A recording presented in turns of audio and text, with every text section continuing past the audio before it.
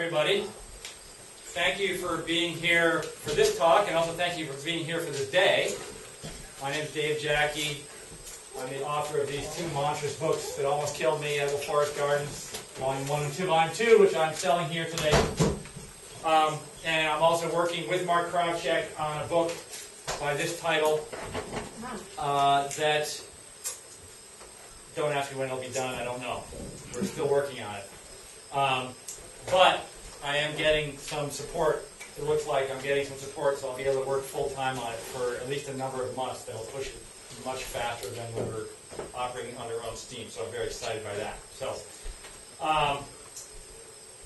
Coppice Agroforestry. My friend Mark, who's also my co-author, we did a Kickstarter campaign, got about $18,000 out of that campaign, and we sent him to Europe for 6 weeks. He spent a big chunk of those 6 weeks in southeastern Europe. This is a photograph that he took in Bulgaria, looking toward the border of Macedonia. So he's looking south at these mountains. And most of that forest you see there is managed as coppice.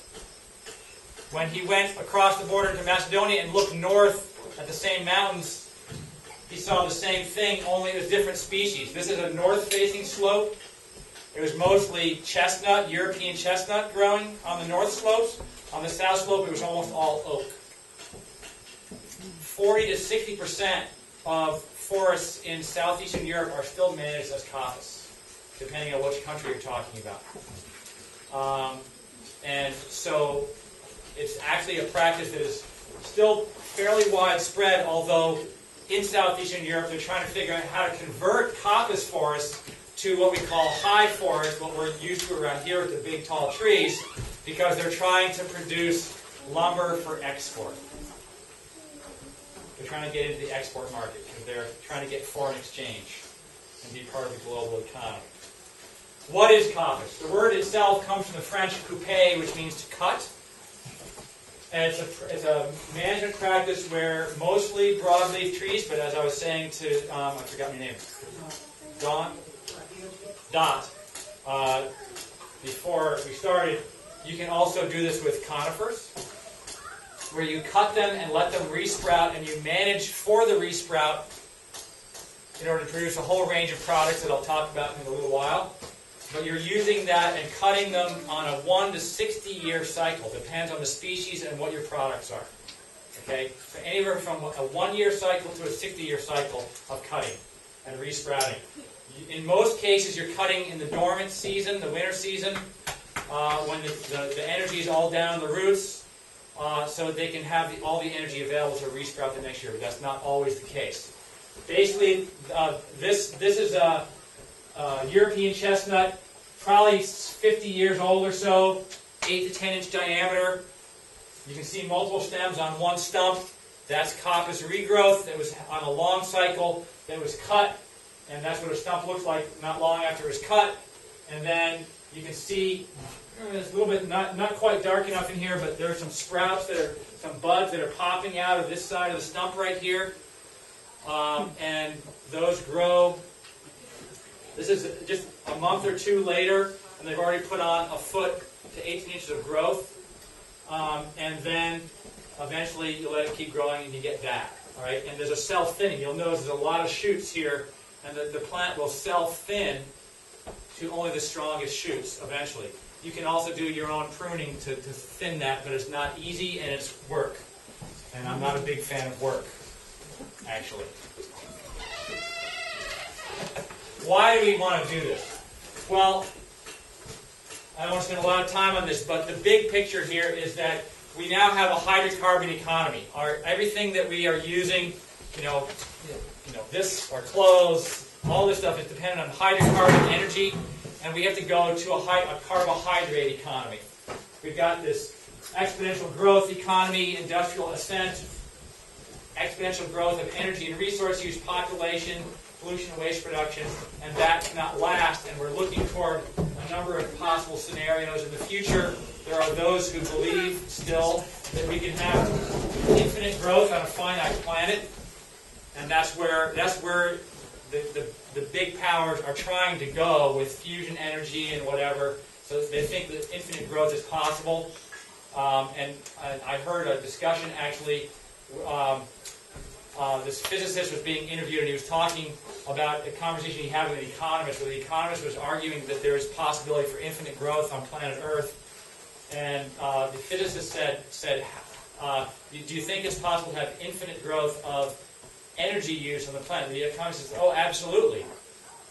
And the physicist said, he spouted, it's not Boyle's law, I forget what the law is that he spouted, but it wasn't thermodynamics, but he said if we double energy use only a couple more times, which if we keep going at the rate we're going will happen very quickly.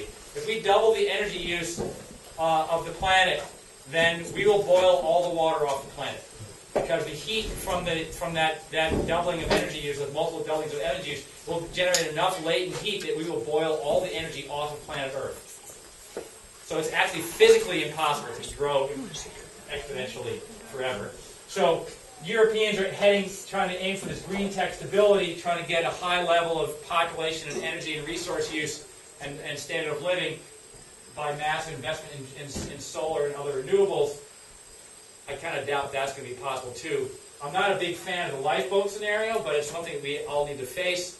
But what we're really after, and what permaculture is really for, according to David Holmgren, who's one of the co-founders, the purpose of permaculture is what I call regenerative descent. We're trying to descend from the peak of energy and population and resource use while we regenerate the planet. We have to learn how to heal the ecosystem while we regenerate the planet. And in order to do that, we have to transition from a hydrocarbon-based economy back to a carbohydrate economy.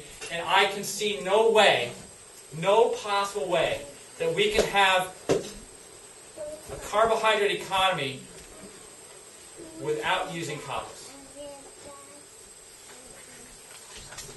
I can foresee no possible way to do that. Even if we start going toward industrial plastics made from corn, we're not going to make it. All right? We have all kinds of things that we need to make out of various, firm materials. Wood. I mean, we're surrounded by wood in this building, and it's the most versatile resource we've got besides oil, and the oil will run out eventually. And it's also getting more and more expensive to drill the oil. The net energy of the oil we've got is turning negative. We're putting more energy in than it takes to get the oil out of the ground. So that is going to end soon. So the cool thing about coppice is that it changes plant form. M. Cat Anderson wrote a very excellent book that I highly recommend called Tending the Wild. And it's a study of, she spent 15 or so years talking to native elders in California, trying to find out what were the land use practices of their grandparents. Okay? And they're close enough in time that you can actually have those kind of interviews. The native peoples in this part of the country, the devastation of their culture was so long ago that their memories are not as solid. All right, they are doing the work to pull their culture back together. It's pretty amazing what's going on with the Abenakis, for example. But Cat Anderson knew the plants of California as this kind of thing. Okay, this is Cercis occidentalis, or redbud, California redbud, and she knew redbud to have that kind of a plant form. But she was studying anthropology and ethnobotany, and she was looking at basketry of native people of California in these museums, and it was said it was made from redbud, and she could not figure out that that was the same plant. And where's the redbud in here? It doesn't look like the redbud that I know. And she realized that it's because they're using straight shoots that look like that of the same species. And they have a very different bark color, a very different leaf form. The way the leaf attaches the stem looks different. And she couldn't even identify the species by looking at the crafts that they were using. And she finally realized that it's because of this. And this is a diagram from her book. If you have an adult shrub of redbud or any other shrub, it tends to have crooked branching, You've got branches that have died back, that have been browsed, that have been eaten by insects or whatever, or broken in an ice storm, and so the plant regrows around that, and it gets this crooked form, and you've got all these dead zones where you've got rot in the stem, you've got places where lichens attach, you've got homes for insects in there, and if nothing happens to that shrub, it will eventually senesce, it'll age, it'll die. But if you have a disturbance like fire, or lightning, or flooding, or herbivory, or coppicing, or pruning, and you set it back, it'll put out straight new shoots. Because plants are adapted to disturbance. Disturbance happens all the time in the ecosystem. Natural disturbance and human caused, which is also actually natural, because humans are part of nature. Right? And so the native peoples figured out a long, long time ago that when you disturb a shrub, you get material that is straighter and easier to harvest and easier to use. And if you keep doing that on a cycle, you can maintain that same shrub will live far longer than if it doesn't have that disturbance. And there's documented cases in Europe, in Britain, of stumps that have been continuously coppiced for over 1,000 years, up to 2,000 years. Same tree, cut down every few years, and 2,000 years old. It's literally rejuvenation. Becoming young again. Okay? And I wish I could get younger if I cut my head off. Or my arm or something, you know? I mean, and just on an aside on that, in Tending the Wild, Kat Anderson documents, based on her studies of the crafts of the Native Americans, how many stems are needed of these straight stems to make certain kinds of baskets or other artifacts. And it's in the hundreds for some of their artifacts. And if you didn't disturb and get this straight growth en masse, you would be spending hours and days trying to find hundreds of straight shoots within a field of these things that have not been disturbed. You'd find one or two here and there, and you'd be getting cut and scratched as you go through the brush trying to find these things and harvest them. All right? So they're using hundreds of these things at once. And so they learned very quickly that disturbance it became part of their culture and part of their landscape management thousands and thousands of years ago. And in fact, for research in the Coppice book, I have scientific papers, peer-reviewed scientific papers that document coppice management activities in Denmark and Ireland and Europe and Britain going back 6,000 to 8,000 years ago. So they were managing coppice 8,000 years ago. And agriculture only arrived in that region 6,000 years ago. And if they were managing coppice, and we have that evidence from 8,000 years ago, chances are they were managing coppice longer than that ago, because that was the Stone Age, right? And they had the same brain size as we do back then. They're not stupid people, right? So they were probably managing coppice was probably fundamental to the survival of our species for tens of thousands, if not hundreds of thousands of years, is my guess. And that it's well documented that coppice management predated agriculture in most of Europe. It probably predated agriculture all over the world. And so our relationship with this practice goes back to the earliest days of our species, is my guess. All right, so this is in Britain. This is a woman, a researcher named Helen Reed. It's a place called Burnham Beeches outside of London. This is a stand of beeches where the trunks down here, these are 500 to 600-year-old trunks. But these up here, those are called pollards. Those are only 200 years old. And what they were doing was, this was all pasture land, and they were grazing the animals on the grass, and then they would manage the regrowth above the height of their grazing animals. They couldn't reach up that high. They would cut those, and then they'd resprout up high out of the reach of the grazing animals, and they would harvest those small shoots every, depending on who you talk to, 1 to 5 years, right? About this time of year, late August, early September, when the tree already had energy in its roots to regrow, they'd harvest those small diameter shoots and they would dry them as leaf hay. And they'd feed that as wintertime forage for the animals, and the animals would eat the leaves and the bark, leaving dry kindling. And there's been studies that have been done by the USDA in West Virginia with cool season grasses and pasture, where they've shown that with the right amount of shade of trees, you actually get higher pasture productivity out of the grass than if there's no shade at all.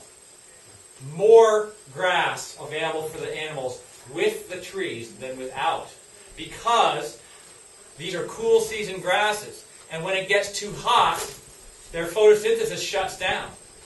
And so if you shade them a little bit, they can keep photosynthesizing in the heat of the summertime. And this is going to become critical as climate chaos advances, folks. This will become critical to us to be able to have any pasture-based agriculture. That and using C4 grasses, C4 photosynthesizers that are more heat tolerant. But those are they're not as tasty a grass for the animals from what I've heard. I don't know that for sure, but that's the sense I have. So, these trees were pollarded for 300 years, and then that practice was abandoned in the 1800s.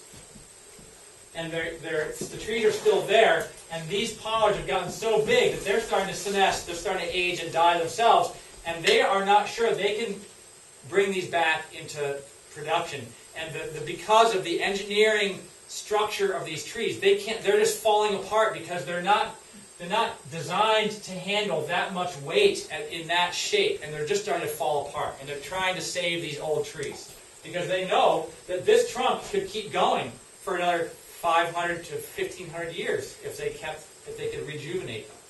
But no one knows how to do that, and they're trying to figure that out. Now, I've already talked about coppicing, which is when you cut it low and it resprouts from the stump. And then I've talked about pollarding, where you cut it up high and it resprouts. There's a different biology involved in those two things. And the interesting thing is that from all the research that Mark and I have done, and I've gathered 1,800 scientific papers, and we've read about 50 or 60 books on this topic from all over the world. And no one talks about the physiology, the biology of the buds. And it turns out that we think is highly essential information, because there's several different kinds of buds involved in the resprouting. This is a fence post, a riven fence post, which means that you've got a round piece of wood and you drive a wedge down the middle and you rive it into two pieces, and you take that half and you rive that into thirds, let's say, and you use that as a fence post. So it's a triangular piece of wood with a curving, like a pizza shape if you look at it from the top, right? Piece of pizza. This is the part of the triangle that is the center of the tree, the oldest part of the tree, and these are the growth rings going out as the tree aged, and this is the curved side over here. Now look at that right there. Okay, that's called a bud trace.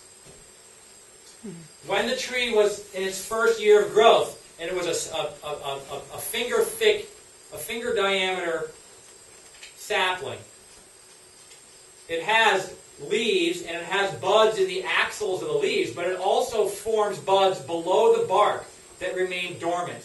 In case that tree gets eaten by a deer, it has a bud that can resprout. Or it gets damaged by a snowstorm or ice, it can resprout. That's called a dormant bud. Those dormant buds form in the first year of growth of the trunk, and then as the tree increases in diameter every year, that bud grows and follows below the cambium, remaining dormant. It keeps growing, and that's where that trace comes from.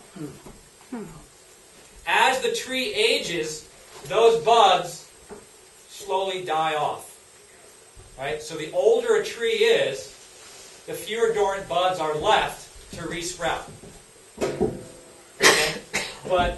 So that's dormant buds, and they grow out like that. These buds you can see how they're physically, architecturally connected to the structure of the tree, all the way back to the core. And so they are stronger buds. They're strong. They can be a long rotation resprout, because they're physically well connected. They can bear the weight of their growing stem, and once they resprout, better. And they're also vascularly well connected. There's pores that are connected to that bud that when it resprouts, it will be well connected to the roots. So it can pass water and nutrients and photosynthase, the sugars, back and forth more easily. Right?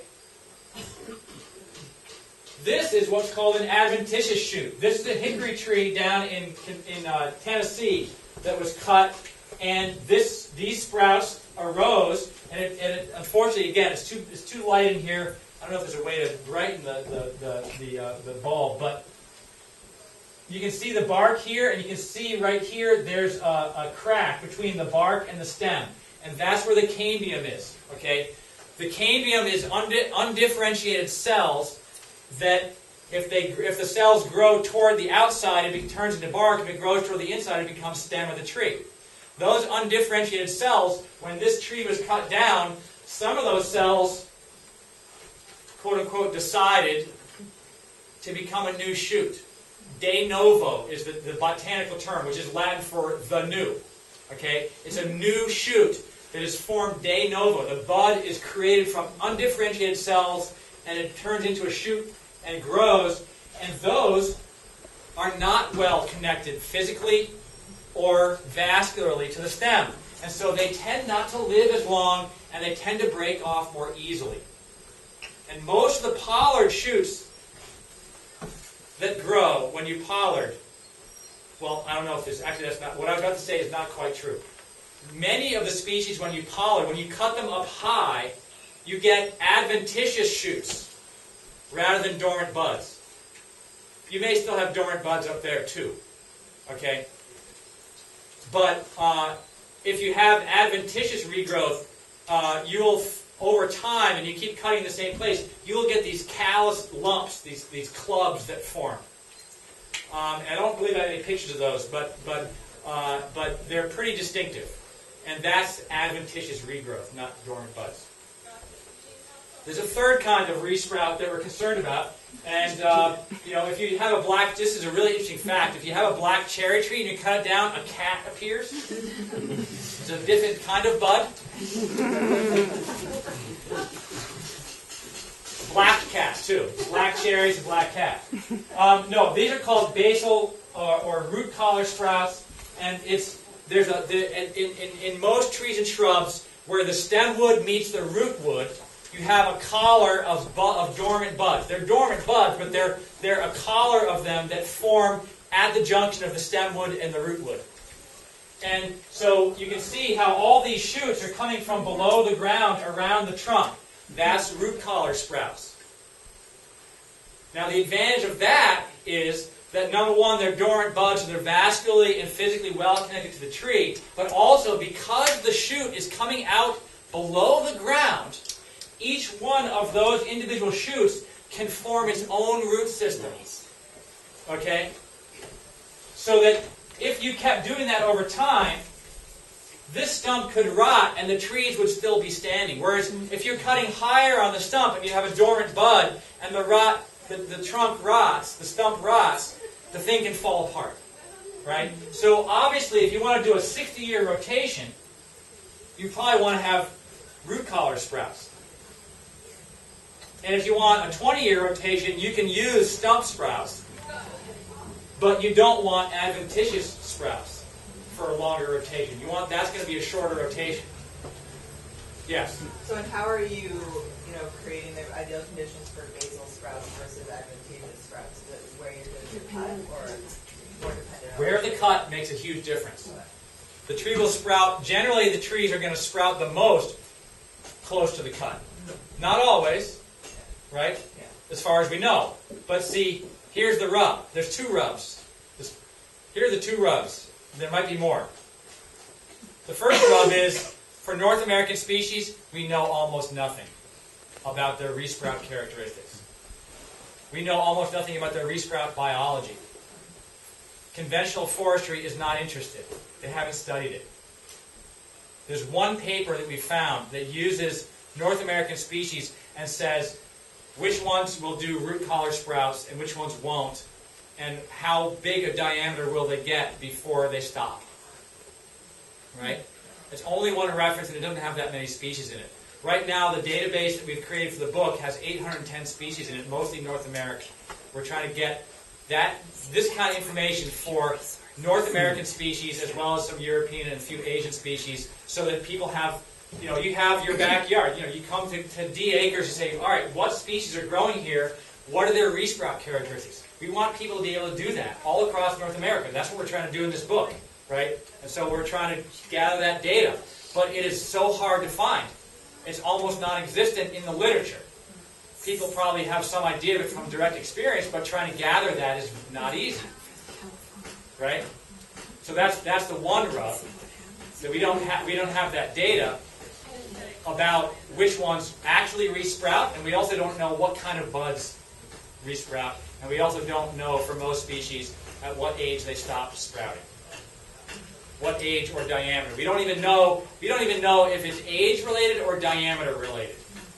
We don't know what the key factor is that causes the plant to stop being able to resprout. Is it the diameter or is it the age? Or is it some other factor we don't even know? The amount of photosynthetic area they have in the canopy, for example, might be one of them. So we just don't know because no one's done the studies. And most of the knowledge that exists was wiped out with the native peoples of this continent, or was wiped out in the Industrial Revolution when coppicing died out in Europe. And the people that are left who know about coppicing in Europe are of a culture that they do not share their information very easily at all. You have to be part of their culture in order to share that. And Ben Law is one of the only people in Britain who's broken into that world. And now that world is starting to open up because there's been a revival and people are starting to teach that material. But a lot of knowledge has died out on this topic. You have your hand up. Is there certain species that we've picked over time and kind of domesticated, if you will, to be more, to stump sprout or? Yes, and mostly again in Europe. We don't, if there, so here's the story, right? In Europe, they were coppicing hazel and European chestnut, for example, for tens of thousands of years, is my guess. Okay, and so there was unconscious selection of those species for sprouting.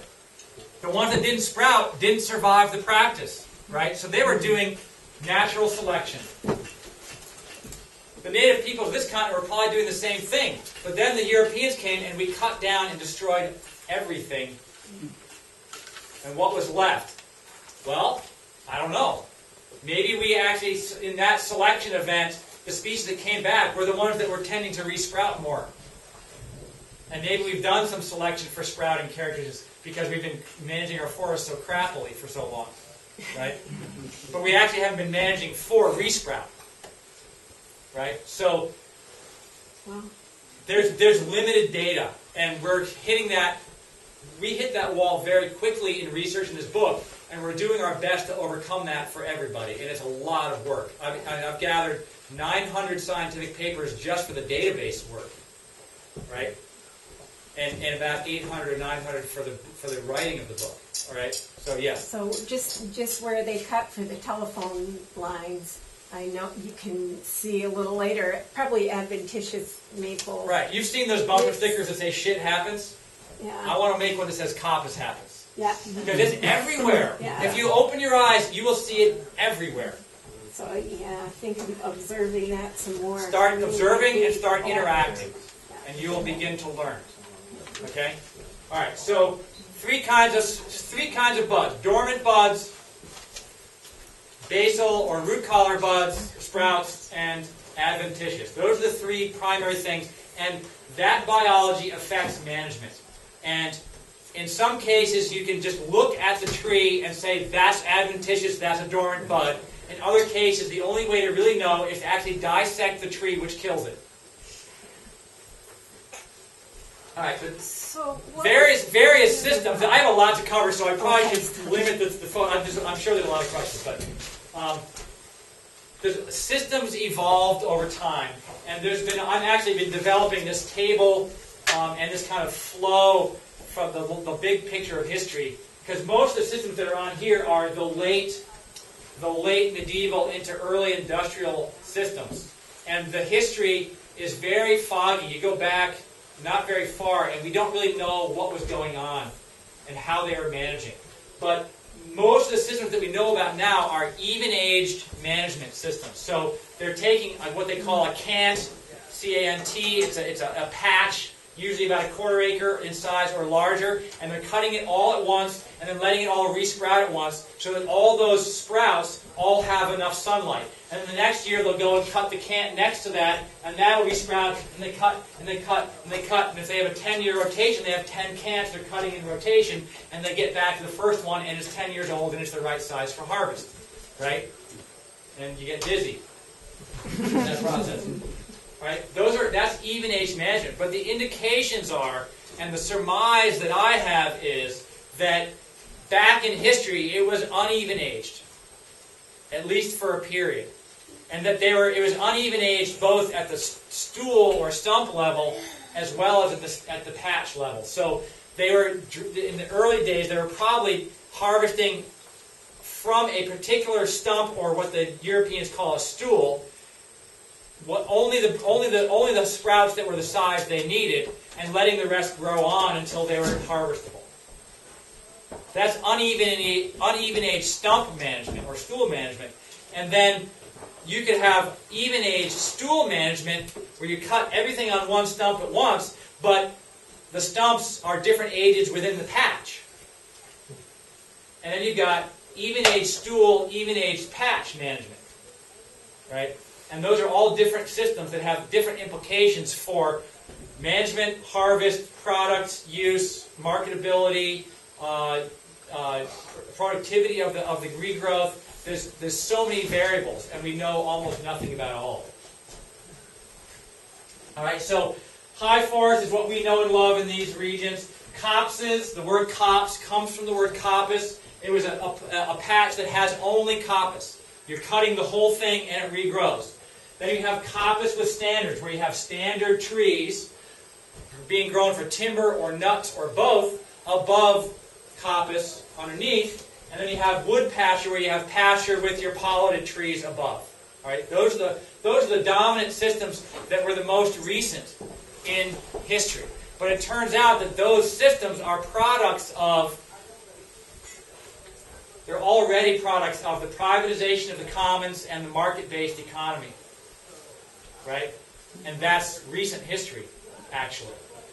And that may or may not be relevant to you. Your uses and your products may not be served by those kinds of systems. And we have other inventions that we might want to play with. So this is 1 year's growth of European chestnut. All right? I don't know how tall that person is. He might be 4 feet. He might be 8 feet. So, but it's probably 6 to 7 feet of growth there, right? Maybe 8 feet of growth on those resprouts in 1 year. And this is a chestnut copse. Approaching harvestable size for fence rails and building materials. Now notice that that's a monoculture.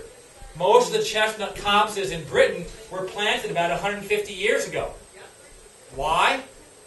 Because there's the best for charcoal, and they were trying to, and the charcoal was the precursor to coal in smelting steel and iron. In fact, we would not have had the Industrial Revolution without coppice, because the charcoal that was made from coppice was what was used to smelt lead and bronze and iron and steel until coal came along. The charcoal from coppice created the technologies that allowed them to begin to harvest coal, which then supplanted the coppice. So they were growing monocultures of chestnut. They tore out mixed species assemblages and planted monocultures of chestnut back in the 1700s and 1800s. I'm not a fan of monoculture, but it may have its purposes. Right? So, coppice with standards, the cool thing about that system is that you have the timber, you have the nuts, you have the small diameter wood. All right? In Europe, wood means small diameter woody material. Timber is big diameter. Okay? This is timber right here. All this is made from timber, right? All this building.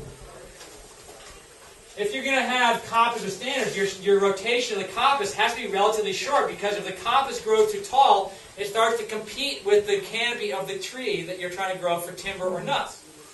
So it has to be a short to medium term rotation underneath your standard trees. My guess, there's only small indications, but my guess is that in medieval times, under these coppice with standard systems, they were also wildcrafting herbs. They were harvesting wild boar and pheasant and stuff in the understory. This is a habitat for deer. That they were getting multiple products out of these systems. And they had very complex social arrangements of common rights, where it was a common property resource, and different people had different rights to different resources within that complex system.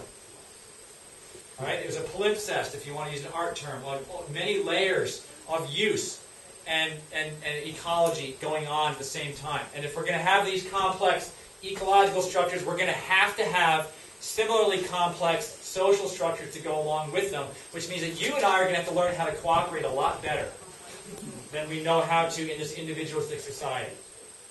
Okay? There's social implications for this technology that we have to consider if we want to succeed. This is coppice with standards in winter just after harvest, and the summer following as it's regrowing. Notice the branches of the trees are going like this. Okay? That's because when the coppice is growing, the tree is going to try and avoid competition from them, and they're going to grow their branch up. And when the coppice is cut, it's going to try and avoid self-shading, and it's going to grow down to get more light for its canopy. So that's how you get those creepy branches that show up in children's books from Britain. But it's also very practical. There's a guy, I went and met Ben Law back in what year was that? 97, when Eric Tonesmeyer and I went to Britain. And he had this oak tree near his little hut that he lived in that had a branch that was shaped like this. It was about a 6-inch diameter branch on this huge oak tree, standard tree. And that branch went out about, 8, 12 feet, and then it had a curve in it like that. And he said to me, "See that branch?" I said, "Yeah, I see that branch." "You know what I'm going to do with that branch?" I said, "No, what are you going to do with that branch?" He said, "I'm going to let it grow to 8-inch diameter, then I'm going to cut it and use it to make the keel of a boat." And I actually have found drawings from the 1700s in the literature that shows how they would prune and even bleach. They would tie oak trees together, let them graft to each other into an X shape, let them grow to a certain size, harvest that to make shapes to build the ships that they used to dominate the world. They were growing them in the shape of the hull in the field, and then harvesting them so they didn't have to try and bend them afterwards. All right? We can do that stuff. All right? Then we have the cultivating the meadow in the air, as Michael Machatschek, who's a landscape architect in Austria, who wrote a book called Laubgeschichten, and that title in French and German means leaf stories. And this is a book all about pollarding and leaf hay. And this is a photograph that we got, I think Mark took this when he was in southeastern Europe. And this is a European hornbeam, Carpinus betulus, and it's what they call overstood. It hasn't been harvested soon enough. So all these branches are way bigger than they should be, and the shade is getting too deep for the pasture to be healthy. Okay? So these trees are fairly close together. If you wanted to have good pasture production, you'd have to be harvesting it much more frequently and keep the crown small. And here's photos that we got from a researcher in Norway of a guy up in a tree, and he's not even harvesting branches. He's just stripping the leaves off and dropping them to harvest and dry and feed as forage for winter feeding of the animals. This guy looks like one of the Three Stooges, but hairstyle, but those are the clown. But he's harvesting these branches with a simple tool. It's a very simple little tool, easy to forage. You can climb around a tree and then whack, put it back in your pocket or sheath or whatever, and then climb around some more and whack, whack, whack, drop the branches, and then you harvest and dry it.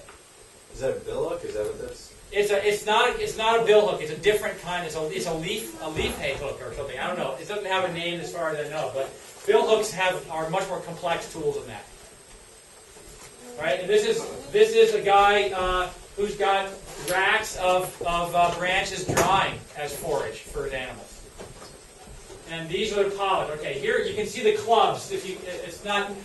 I wish the light were better, but you can see how these are. This is birch, I believe, in Norway, and these are big clubs of that callus tissue that's got the adventitious regrowth that I was talking about. And they're just stacked along the edge of the field. You know, we can fit these in the edges, the interstices of our landscapes. And these are elms in the background here that have been pollinated heavily. Big, huge trunks, but small crowns. Okay, they're harvesting leaf hay off of those.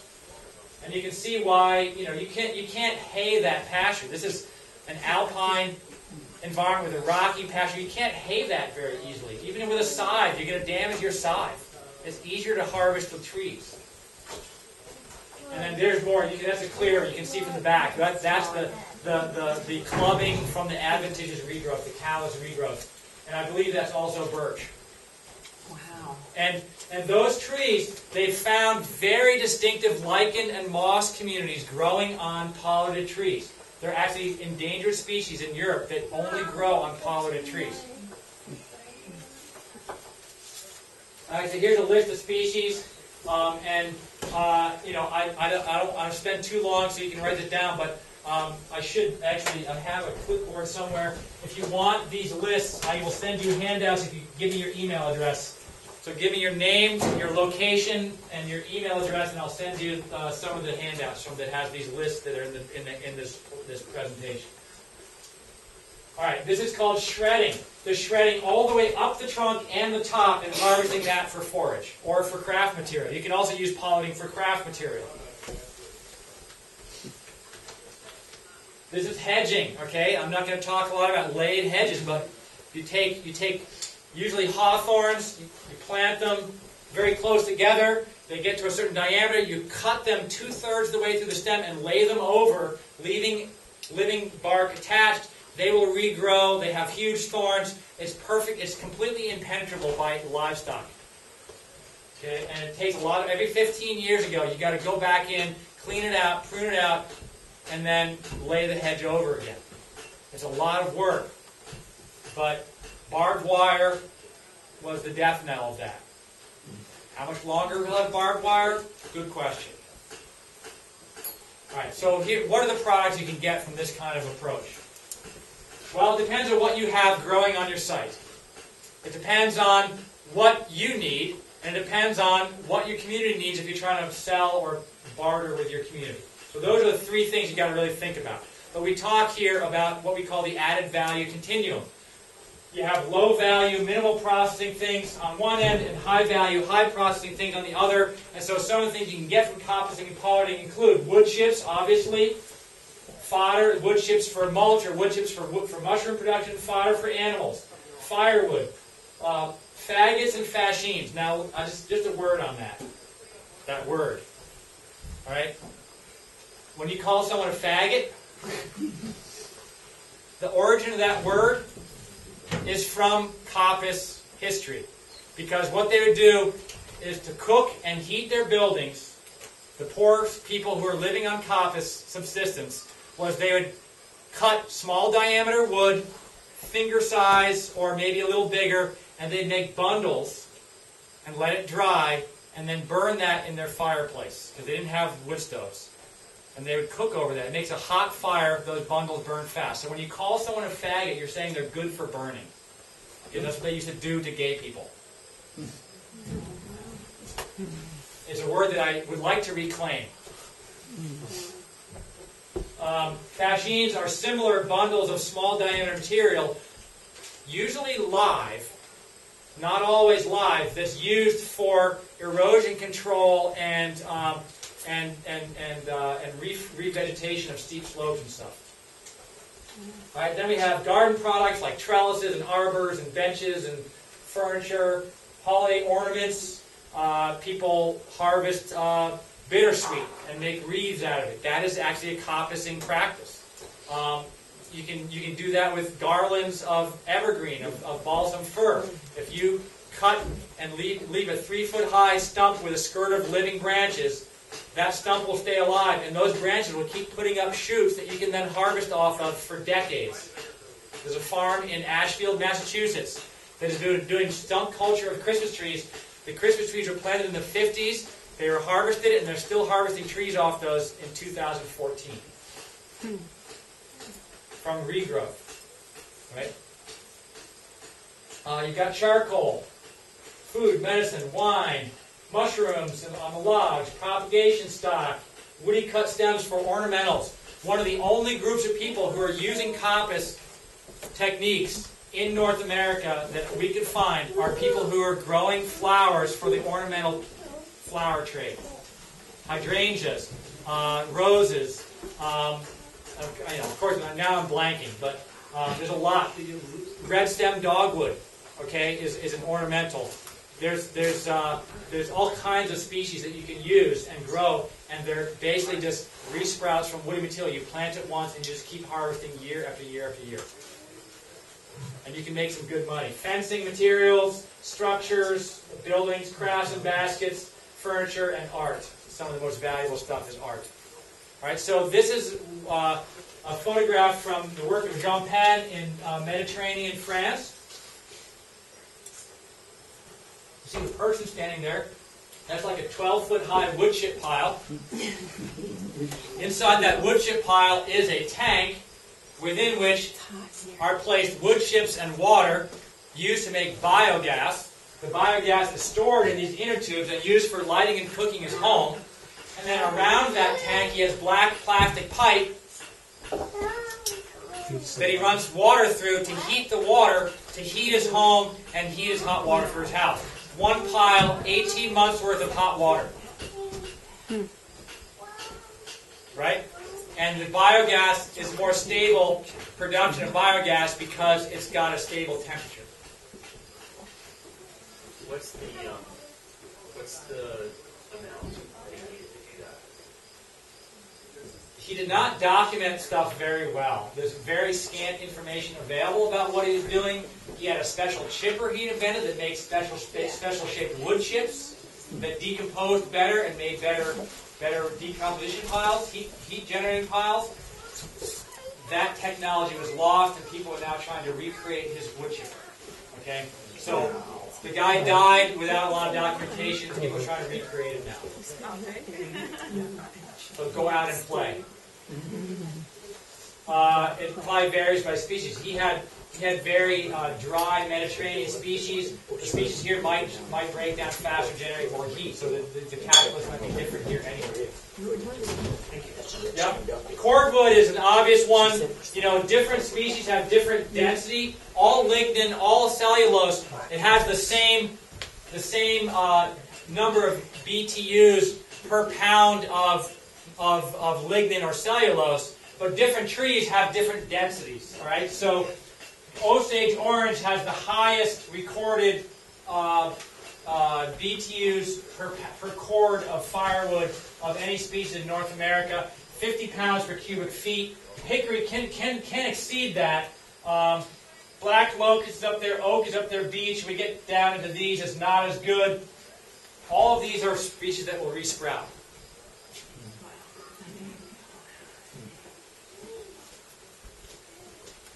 There's multiple sources that have different data. We are trying to, I've actually got a guy that I've hired to work on this database. He's actually working on the firewood database. We've pulled together all the references we can find, and he's trying to get some decent averages from the different data of what the BTUs per pound is. But it's also true, I was up in Quebec teaching not long ago, and it's also true that the birch that grows up there is different than the birch that grows down here. It's colder there. The trees grow more slowly. The wood is at higher density. So you're going to get a different burning character, a different charcoal characters coming out of it, right? Based on how fast it grows. And whether it's a nutritious soil, it grows fast or not. If you coppice it, it's likely to grow faster than if it's not coppice. So you're going to get a different density in that situation also. All these things we don't have much data on. All right, charcoal is a big piece, and there's going to be a presentation. I see Hugh in the back here. He's going to be helping Doug Clayton do a talk on biochar later today. I highly recommend that. Really important stuff to learn how to make good charcoal. In Britain, it's the main thing that kept people doing coppicing through the last several hundred years was that the charcoal market helped keep people coppicing and kept coppice woodlots from all of them from going into decline because there was a market for charcoal for cooking food on the back patio, right? And so it's a key piece that kept that practice going. Mushroom logs, obviously oak will sprout, and shiitakes prefer oak. You can also use maple; those are both sprouting species. So, a nice 6 to 8 inch log. Who knows how long that'll take to get. It depends on your site and the species you're growing, but it's a coppice product. Mark has a lot of training and for a time was making his living, making furniture out of material that you can rive, as I was saying before, divided, splitting a long piece of wood. You can rive it into pieces that you can then turn into furniture. You can make it more or less rustic. You can make very high quality dining room sets out of coppice material. You can make very funky stuff with the bark on. The whole gamut. This is red stem dogwood, cornerstolonifera. There are different species, different cultivars. Some's gold, some's red. There's a species I saw a photograph of. I'm forgetting. It's from Russia. What's the name of the species? Anyway, it's the most intense red twig I've ever seen in my life. The photographs. Now maybe the photographs are touched up to try and sell, but it's way redder than that. It's like bright red lipstick. And that would be a great ornamental. You could probably sell that at a pretty decent size, pretty good price. Fencing. There's all different kinds of fencing. These are all movable fences. There's different panels they used to make. Rather than they didn't have movable electric fences, they had wattle fences, which are basically you take say 1 to 2 inch diameter uprights, and you weave hazel between those uprights on a jig, and then once it's all put together, you can pull it off the jig, and it'll stay in shape, and you can move those around to move your sheep and have them be in certain places. All right. Hazel is the only species that we know of that you can bend 180 degrees without snapping it. If you twist it while you bend it, it will not snap. Every other species, if you bend it 180 degrees, it'll break. So hazel is one of the key species that we want to play with. This is a live willow fence. The top is being harvested for basket material, but the bottom is all woven together, and then it grafted to itself, so it becomes a single stable structure that keeps deer out of the garden. But it's being harvested on the top for basketry. All right, and here's some of the baskets this woman makes. Margaret Mathewson, I think is her name, out in California, and she sells these for big money. And there's all kinds of cultivars of willow that you can buy, very easy to propagate, that have different colors of bark, different textures, so you can get these different colors in your baskets. There's even one called Green Dick. Caskets. Okay, this is from Britain. Willow caskets. Buildings. These folks in I forget the name of the company in Nova Scotia. They make yurts out of coppice material. They have a jig to bend the ribbon material to make the I forget that. I think that's for the roof, and then they're just binding it together to make the folding panel for the walls of the yurts. All right, now listen carefully. I only have speakers on this thing. Let's make sure I'm turned all the way up here.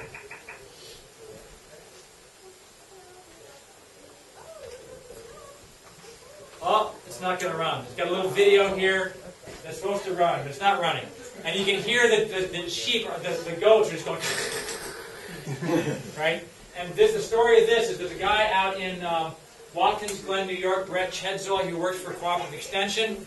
And I heard that he was working with black locust coppice. So I went out to visit him. And then a month later, Mark went to visit him. And when Mark went to visit him, this is a video Mark took.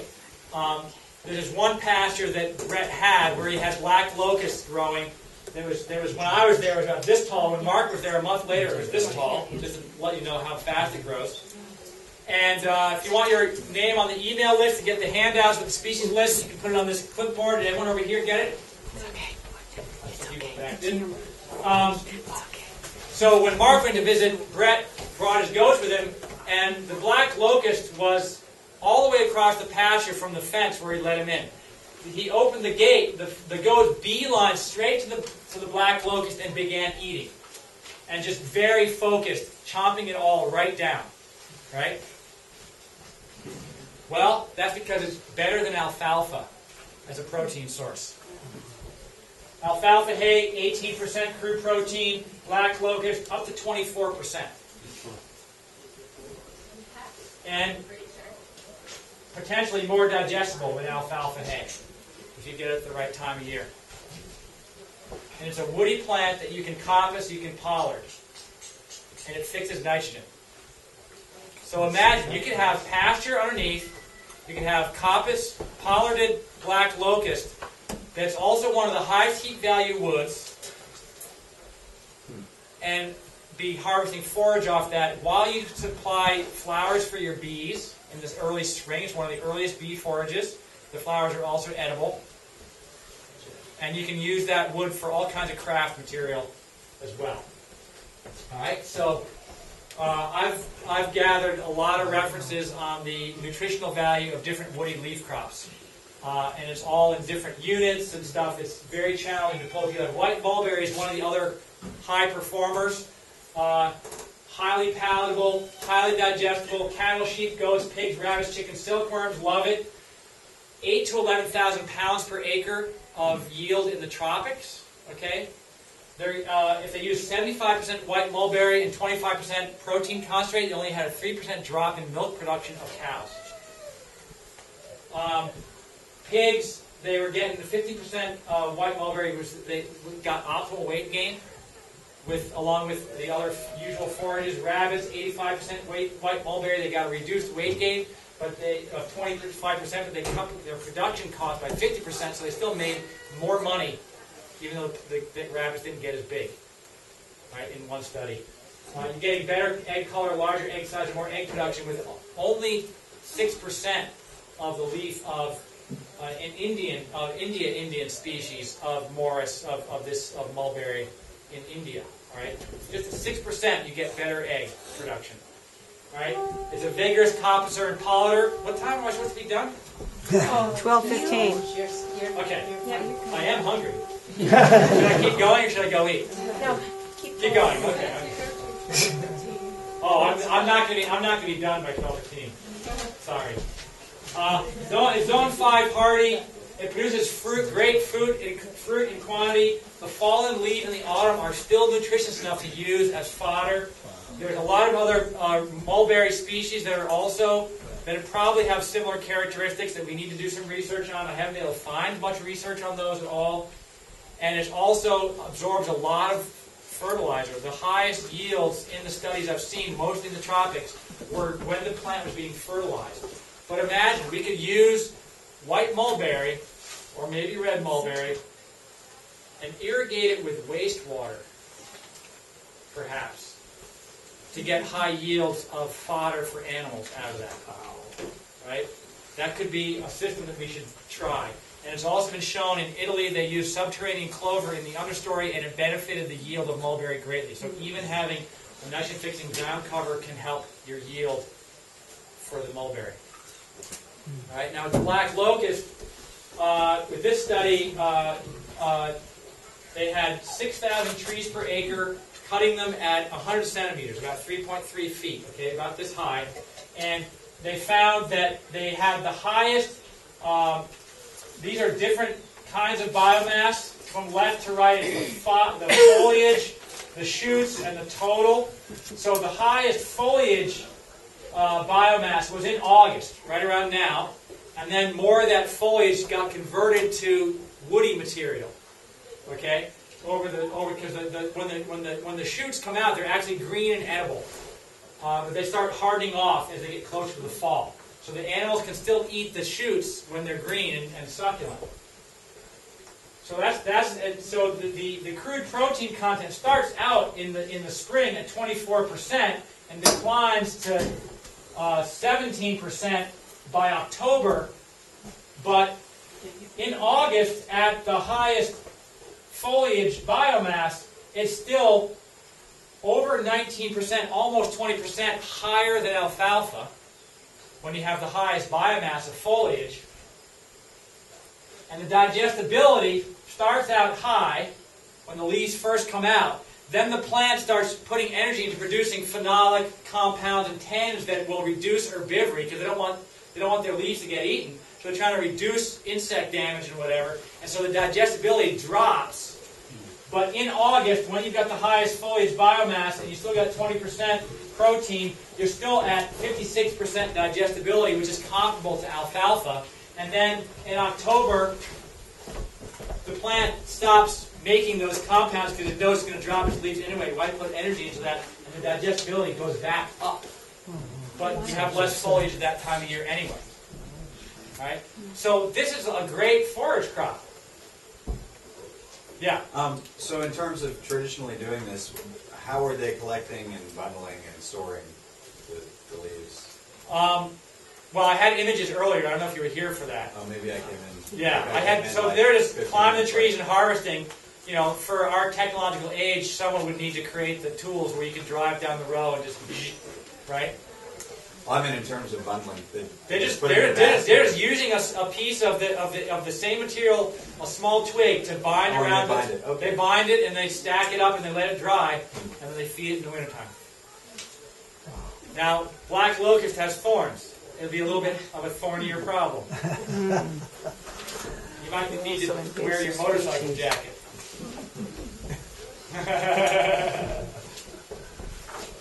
Get the Hell's Angels out there helping you. All right, so in Bulgaria, they're using hedge maple, Nuri maple, hornbeam, oriental hornbeam, and regular hornbeam, ash, black mulberry, oak, white willow, linden, and elm. They're on a 3 to 4 year rotation. They were climbing the pollards, severing the leafy twigs, 3 1/3 to 5 feet long with an axe, piling them to bundle them later. They tied them with a branch. This is answering your question. They would store them. They were getting about one sheep or goat required about 220 pounds of dry hay or 35 cubic feet of leaf fodder per winter, and that 2 workers can harvest enough for 4 sheep or goats in one day. You know, for a small scale farm, that's not bad. Yeah, that's pretty.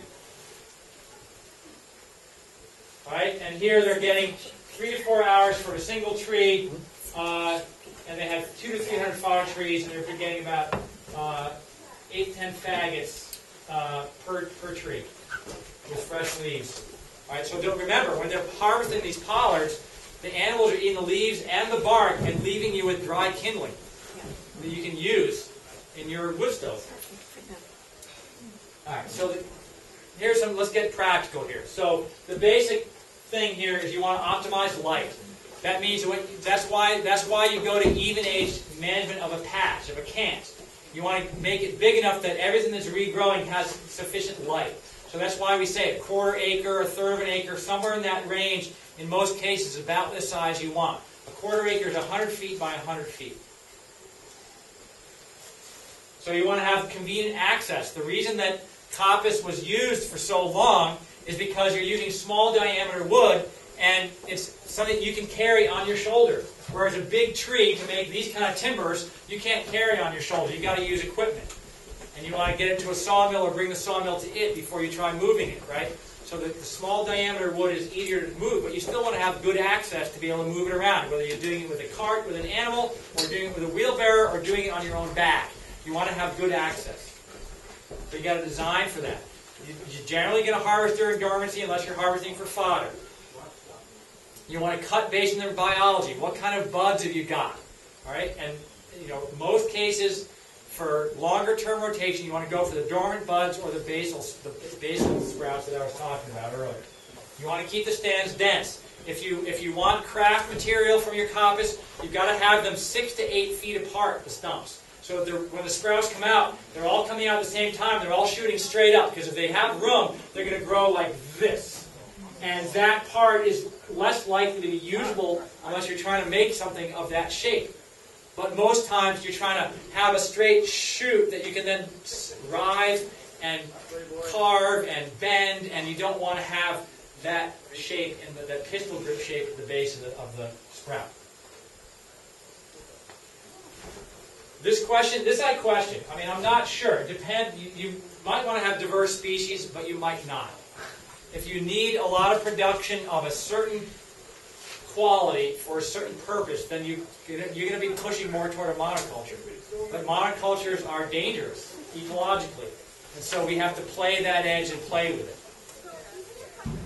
And you want to not just sell raw material. You want to add value to it, convert it, learn a craft. That's how you're going to be able to make some sort of living out of coppice. And then you got to protect it from browse in the first years. A deer can hammer stuff and destroy your craft material. So that's a major issue. Fencing is a major issue. But we can use resprouts to grow the fencing.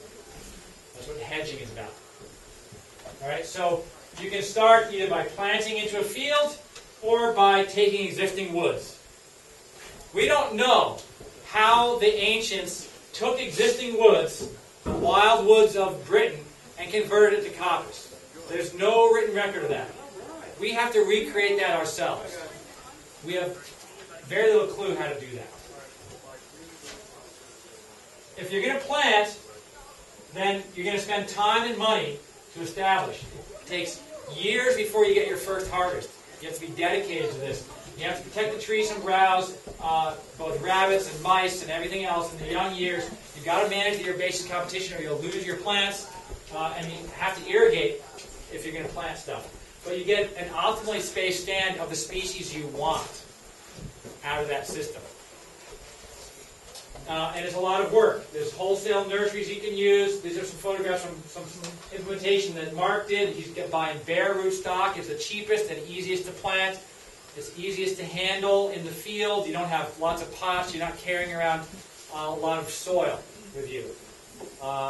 And he used a sod cutter, and he cut sod on the contour, and then fold the sod over to make swales, and then plant it into the swales, and then put on. He put over 2,000 trees in a year ago, last spring. And he had to put 2,000 wire cages on these things. What's the spacing there? Oh gosh, it's probably 4 feet, maybe 6 feet the most. And are those black locust or what is that? He's got a whole range of species, but he did plant some black locust. And again, it's too dark to really see, but you can see the contours, and that contour planting has really helped them to survive the first years. Because he doesn't have water on his site except buckets. Okay, he's now building a house. But then he sowed a seed mixture to get some cover crop in there, and you can see the rows of cover crop. It takes a lot of energy to renovate a forest, but maybe less than planting. Who knows? You may not get the optimal species mix or spacing, and you still got to do some protection from browse. But once you cut them, the trees begin. If you have the right diameter, the trees will start resprouting immediately. And so you're probably going to get a harvest faster. Now the question is, which one of these is more promising for coppicing? This kind of stand with big trees, or this with a lot of trash and young stuff? Probably that. Because as I said, the big trees aren't going to resprout as much because they're old and their dormant buds have probably faded because they haven't been coppiced as much in their life. And they've got their canopy and they're focused on sexual reproduction now, not vegetative reproduction and surviving. They've got a lot of crown. If they get an ice storm, they'll still be able to resprout up top. They're not worried about resprouting from the base so much. Spacing is an issue. It really depends on your rotation length. If you're doing willow, you can plant stuff really close together because you're cutting every year basically. 1 foot centers for willow, 6 to 8, maybe 11 foot spacing for really long rotations. So when you're planting, you determine the spacing itself, but when you're renovating, you're going to have to fill the gaps. So you get that kind of spacing that we're talking about. So you're either going to plant stuff, or you're gonna layer stuff. You take a branch of a tree that's sprouted, and if the species that can do this, you just bend that branch over, dig a bit of a hole, put the branch in the hole, cover it with soil, put a rock on it, keep it attached to the stump so it stays alive. It'll sprout roots, and then a year or two later, you can come snip it off, and you can either leave it there or you can transplant it. All right, that's layering. Or you can do what we call a shelterwood cut, where you clear out the understory, leave a few trees that'll seed in, let them seed in, and then you manage the regrowth of the new stuff that grows in. That's going to take a lot longer than having stuff that'll immediately start sprouting. Now, layout is critical. You want to be able to have this rotational system where you're cutting year after year after year, and you want to identify your stands so that they have each cant has relatively similar soil, slope, sunlight, moisture conditions, so that you've got an even rate of growth within an area you're going to cut all at once. Right? So each cant has to be consistent within itself. You want to use access ways to define the cants. You might have an access lane along that edge, and then you'll have cants on either side, so that one lane can serve more than one cant. And then you got to try and maintain, your annual needs and projected yields to figure out how big the cant should be.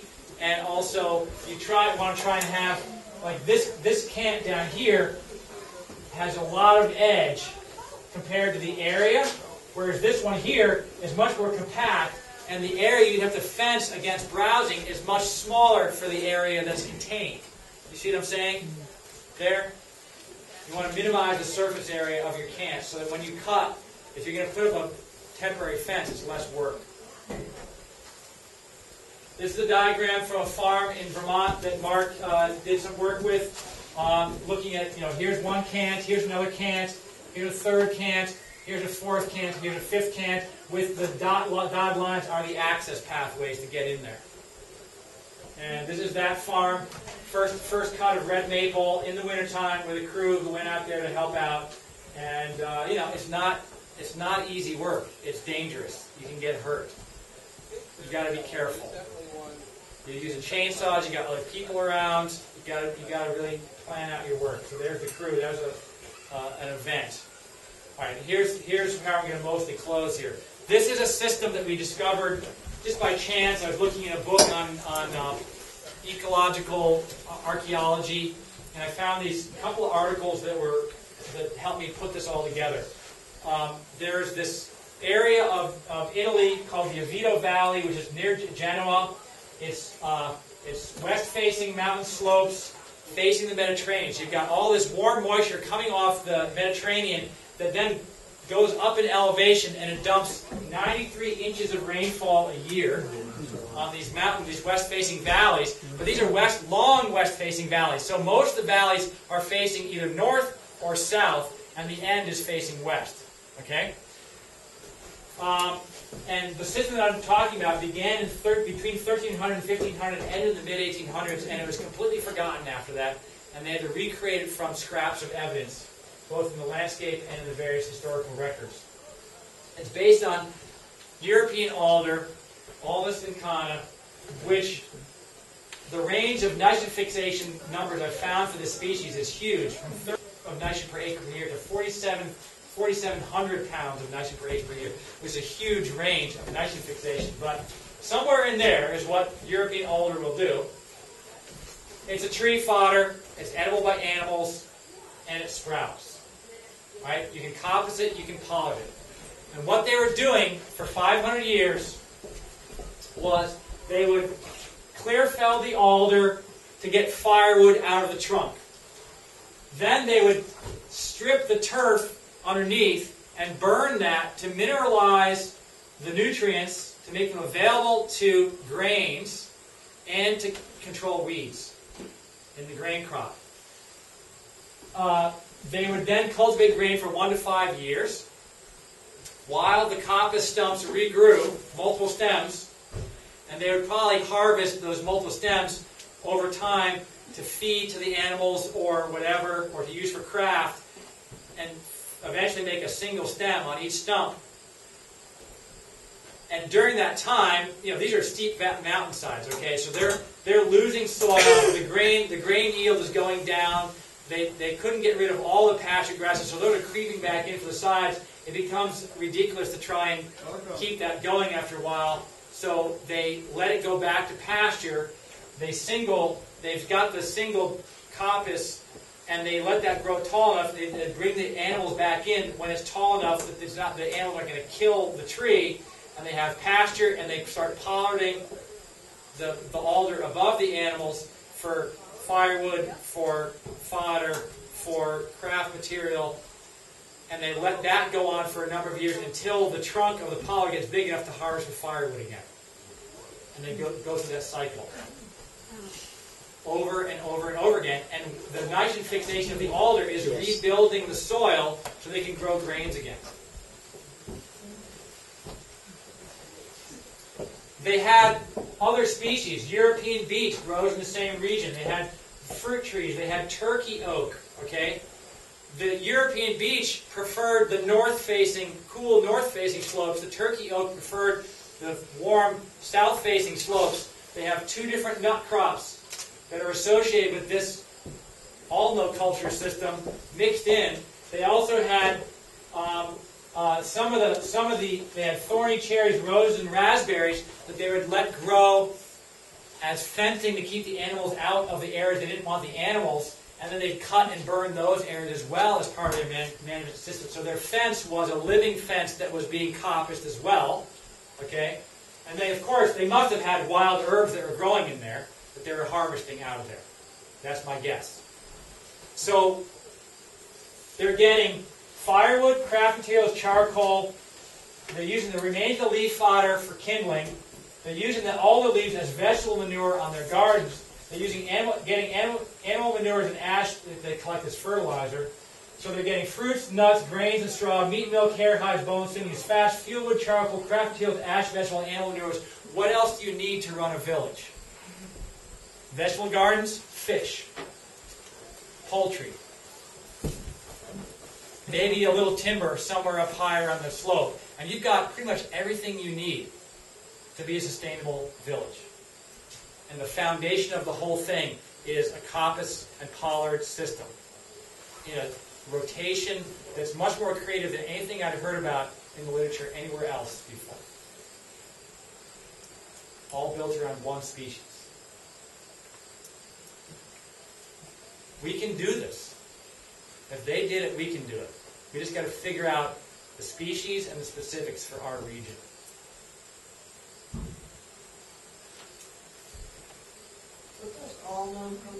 Alno means the Latin name for alder is alnus. So it's alno culture. All right, so I won't go into that right now. Okay, so these are lists that I'm just going to flash by you. You'll get these in the email that I send you if you give me your email address. I can't send it to you if you don't give me your email address. But we've got species that we know are highly durable woods as fence posts and for other uses. We've got species that are great for making poles, for building things. We've got species that are good for weaving. We've got species that are good for hedges. We've got species that are good for biomass, for making biochar, or just for mulch. We've got species that are good for nitrogen fixation, improving the soil. Species good for wet sites. Species good for dry sites. Okay, these are all species that are known to coppice. We don't know how to manage them quite yet, but they're all things we can play with. If you want to get in touch, here's our contact information. Thank you for coming.